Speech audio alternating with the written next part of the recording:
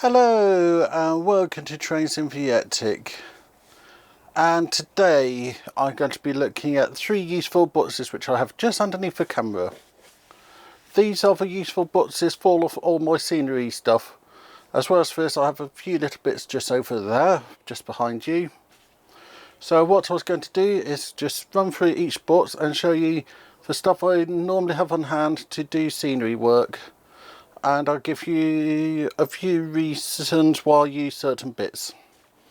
So let's start the title and then we can go through the boxes.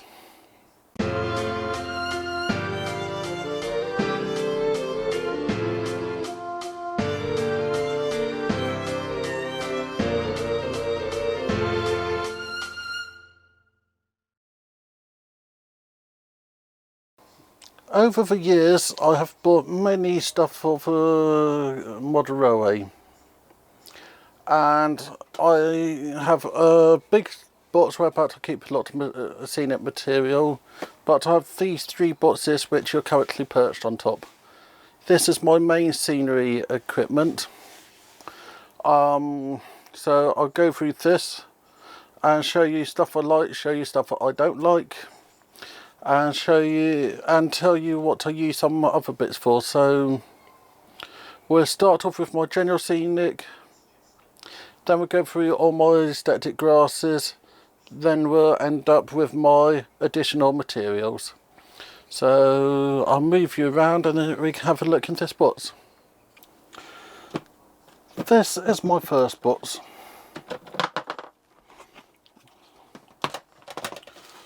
So one of the most useful things I have is some pre-done grass sheets. You're going to have places where about a sheet already done will make your life so much easier. And you can see I got several different styles of them.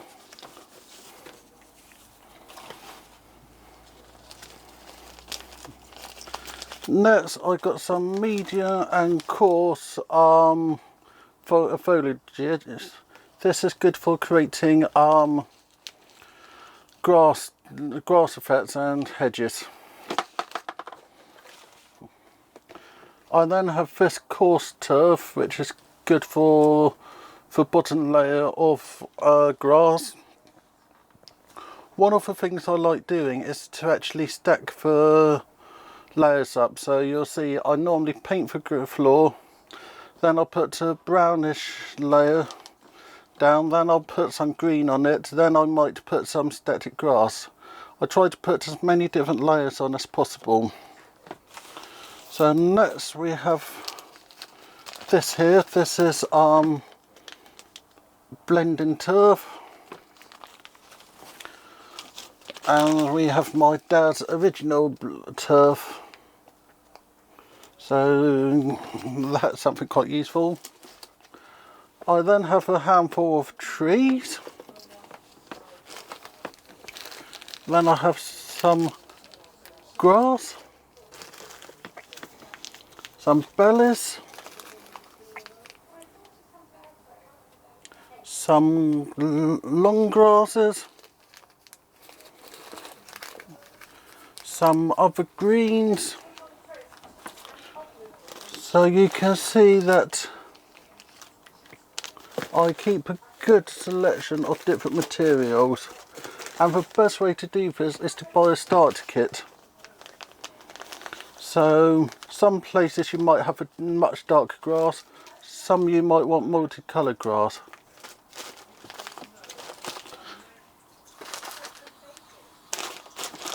So this is quite a useful box,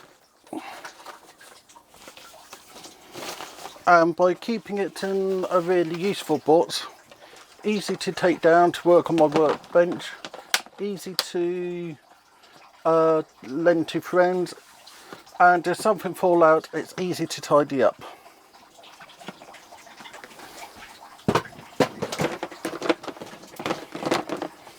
Next we have my static grass box. I'll just zoom in a tad. That didn't work. I'll come back in a second. So this is my static grass bots. I have a vacuum cleaner. I have its filters for it. And then for end, I try to keep it separate. And remember to take out your battery so that it doesn't corrode in there. I then have a puff bottle. These are one of the best things. You can just finish off with a puff bottle and you can get some really good effects. Then I have my glue. I got Notch and Gauge Master in here. They're both exactly the same glue. So best way to choose which one to go for is whichever one is cheaper. I then have a bit of Woodland Scenic static tack, as that was in the starter set.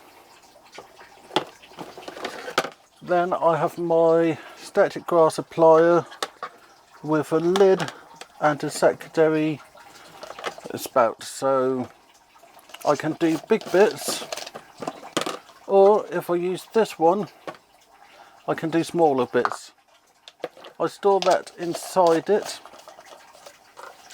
The biggest thing to remember with this is to make sure that your battery is unplugged.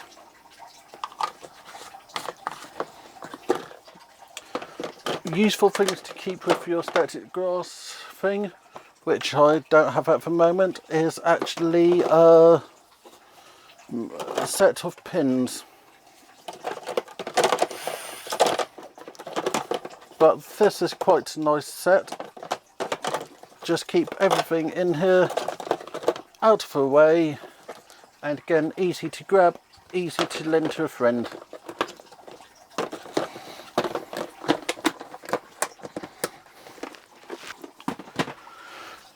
And then for last bots, this is all my static grasses. I have some loose bits, but where I can, I try to keep everything labelled and try not to drop it like that. My favourite static grass got to be this one. This is the Woodland Scenic one, and it come out with the most uniform grass. But where possible, I have a label of what grass it is on it. These little tubs I wear about, I have made up the mitts, so it means I can go back over a section and finish it off. So this is several different types of grass mixed together. Not all of the boxes are full, but this is quite a useful way to store them. Easy to pour into the thing, easy to take it out. So that's that box.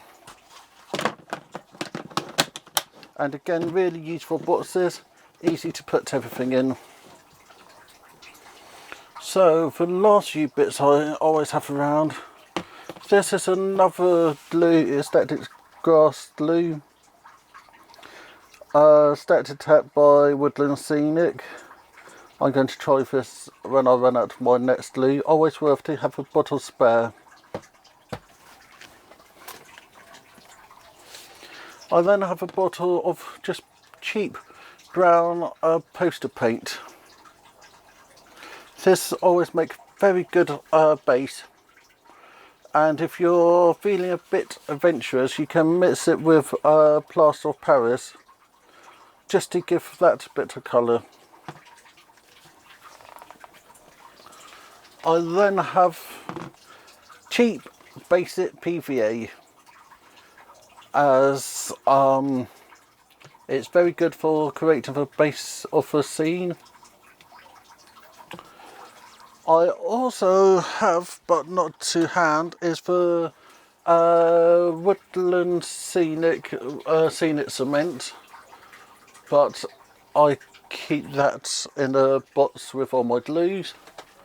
And if you're doing large amount of modelling, it's well worth considering something like this, as it's a large box and you can see it's rather cheap, and they do good selections of these. Best places I have found to find this is Preserved Railways. I'm not sure why, but you can normally find it at the Preserved Railways model shops.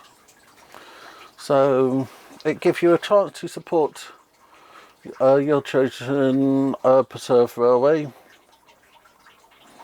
or you can get it from some of the other model shops. But this is a great product. Be able to buy it like this. I also buy my ballast like this.